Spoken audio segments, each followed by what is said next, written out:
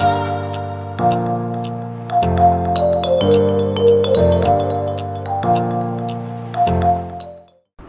everyone, welcome back to my channel. Today we are going to be talking about vacationing for less than $1,000. I like traveling. Randy does not. So he gives me very small budgets to work with when I want to go on vacation.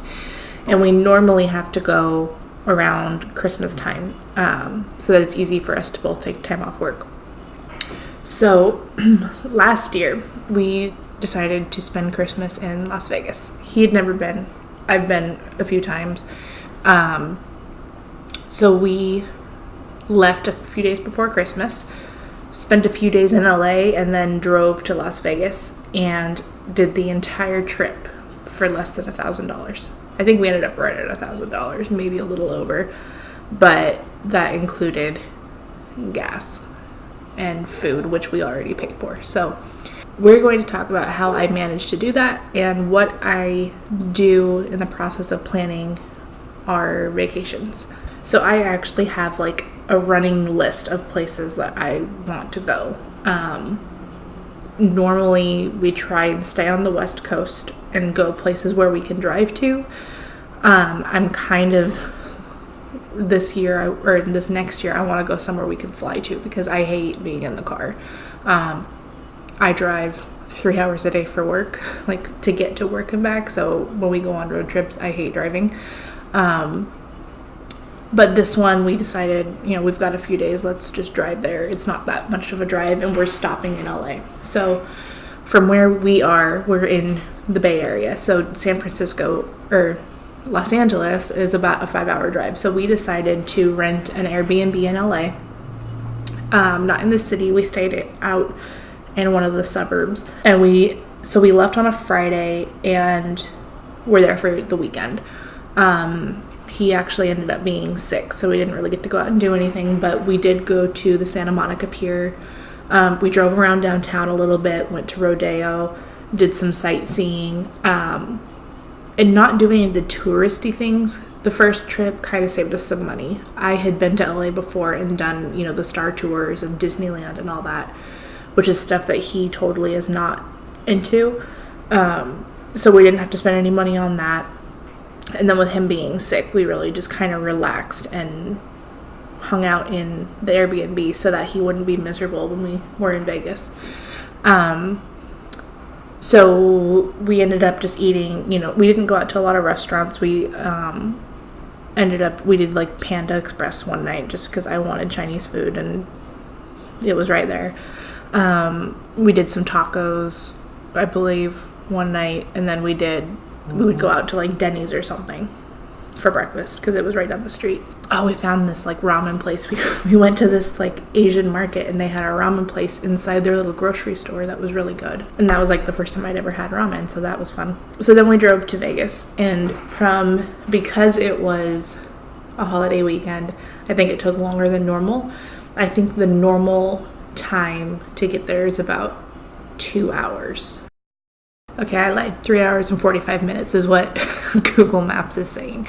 So, and that's from like downtown LA. So depending on where you're staying, it could be more or less. So I think it ended up taking us about 5 hours because of the holiday traffic. But it worked out perfectly because it was cheaper than flying. Even if we were flying from LA, it would have been, I think it would have ended up being more than our gas to get to LA then to Vegas and then back home. We stayed at MGM. And so what I did the last time I was in Vegas is I signed up for all of the rewards programs that I could. He makes fun of me all the time for it, but I sign up for like every rewards program possible because discounts. Why would you not want discounts? So we ended up getting our room at MGM Grand for, I believe it was like $58 a night, something like that, with my discount for being a rewards member. And just to compare, right now, part of that might have been the holiday, but I know I got a rewards discount on top of that. So right now, rooms at MGM are going for, we did the Grand King, $79 a night. So we got a pretty good deal.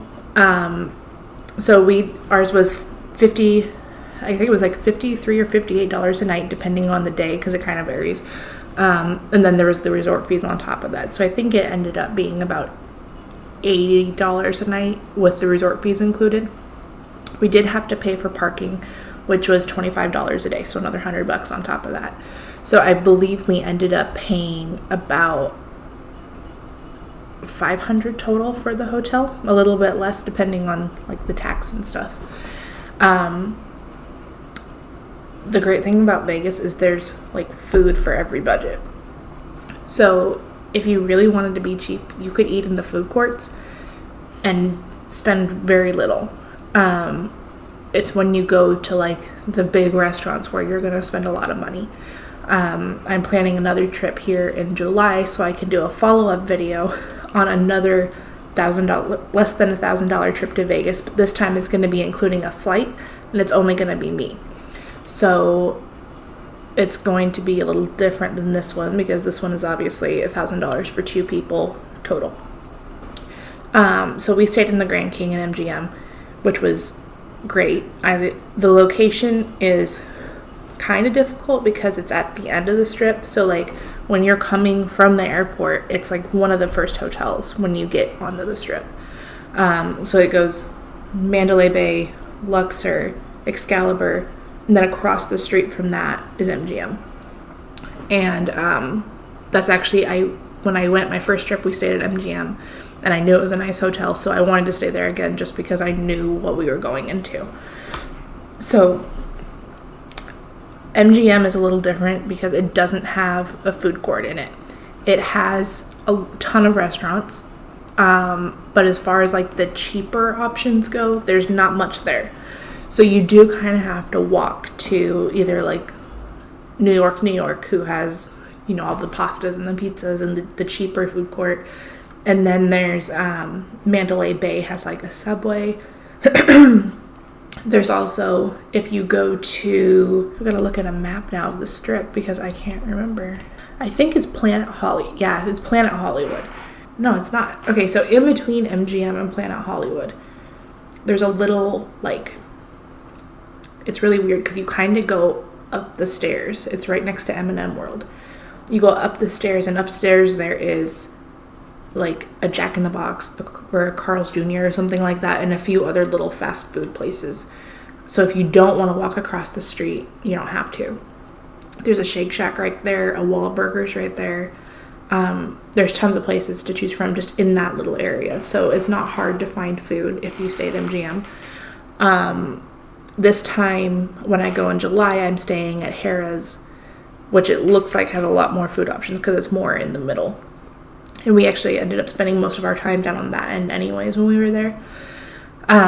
So we ended up doing the monorail because before this trip, I had no idea that there was a free train on the other side of the road. So the monorail, I think, was $11 a day.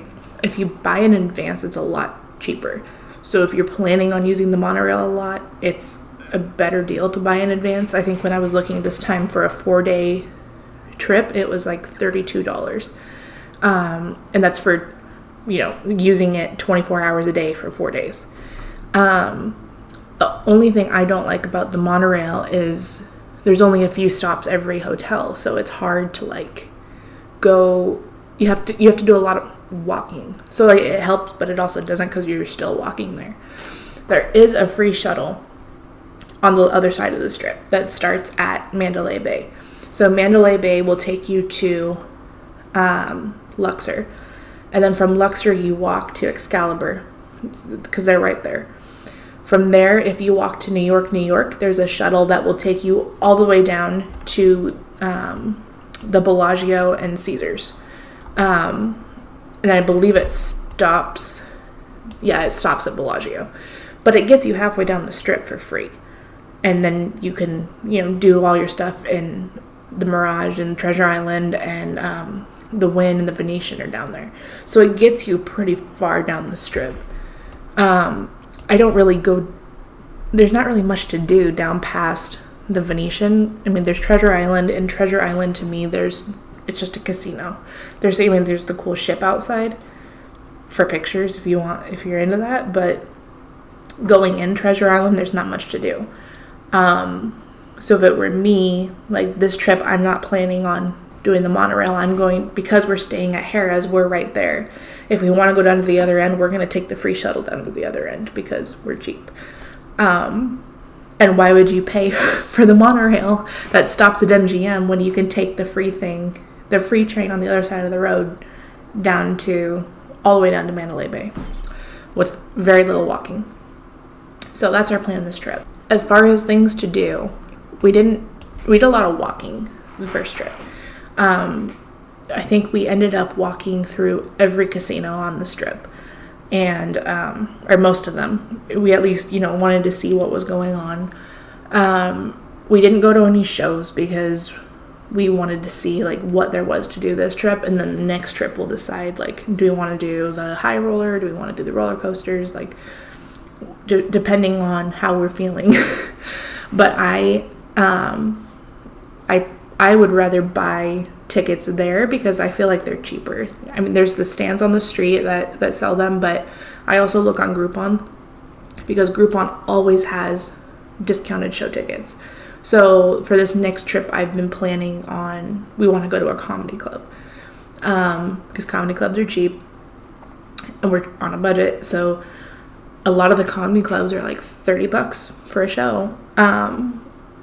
And so I've been watching Groupon, I've been watching Vegas.com, Tix for tonight. I've been kind of comparing to see who's the cheapest, and Groupon for the most part is about the same as Vegas.com, and buying tickets direct.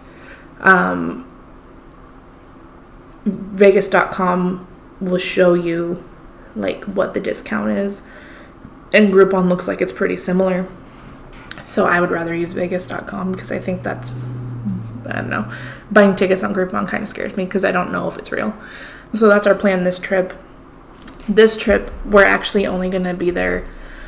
I fly in on a Thursday, and then my friend is coming with me. So she's only going to be there really like a day and a half before she has to fly back home. So we're probably going to do the same thing this trip where she wants to do a little bit of gambling. And we'll probably go down to Fremont Street for that because I didn't make it down there. I've never been to Fremont Street, so that's like one of the things that we want to do. We'll probably go to a comedy club, and then I've been planning on a few restaurants that we want to go to because we still want to eat pretty cheap. We found a few restaurants around our hotel that are cheap. And cheap for Vegas. They're not cheap, but they're cheap for Vegas. As far as alcohol goes, I don't buy alcohol at the bars. I buy it at like Walgreens or the ABC store. The ABC store is in Planet Hollywood or next to Planet Hollywood. And it's great because you can walk in and they have the tall boys of beer. They've got wine. They've got mini bottles of wine. They've got shots, pre-made shots. They've got Moscow mules in a can. There's like so many things there that you can get and then just walk on the Strip with. Why would you pay bar prices? So if we go out to dinner, I'll obviously get a drink at dinner, but during the day I'm not going to go to the bar because I'm not going to pay $15 for a cheap glass of wine when I can go pay retail at the ABC store or at Walgreens or something like that. And then also stock up on snacks. A lot of people, I've been watching, a lot of Vegas on a budget videos, and a lot of people suggest getting a fridge, which might be worth it if you have a lot of things that need to be refrigerated. For me, I'm not planning on doing that because I don't think that it's necessary. When we were there last time at MGM, we had a fridge in our room, and it was filled with alcohol. You walk into your room and it's there. It's like a mini bar in the fridge. I just made room in the fridge and put my stuff in there and then put everything back when we left and didn't get charged for it. So there was no reason for me to need a fridge because I was only putting a couple cans of beer in at a time. And so to me, $10 a day to have a fridge isn't a priority when I can just walk downstairs and get a can of beer at the convenience store and have a short walk and get out of the smoke of the casinos because that kind of gets to you sometimes. So that because we drove that trip, we got to do a lot more, and the time of year gave us a little bit more room with our budget to do some things. This trip in July is going to be interesting because we're going in July and it's a little bit more expensive. There's also a fight that weekend at MGM, so flights were a little expensive, but it's still going to be less than $1,000 that I have. So we're going to be able to do some stuff. Going by yourself on $1,000 is obviously different than going with two people on $1,000. So we'll do a follow-up on that when I get back, and I'm going to be filming while I'm there the stuff we're doing. We're planning on doing the virtual reality at the Venetian, if it's still there, and probably the High Roller. I noticed on Groupon there was some tickets for the High Roller during happy hour, and 30 minutes for $30, unlimited open bar, which to me is worth it. I can drink a lot in 30 minutes. So we might do that, just because I've never done it and I don't want to go like during the day. So it was like $30 for happy hour at night, which would be perfect to do that before we go get dinner or something. So we will see.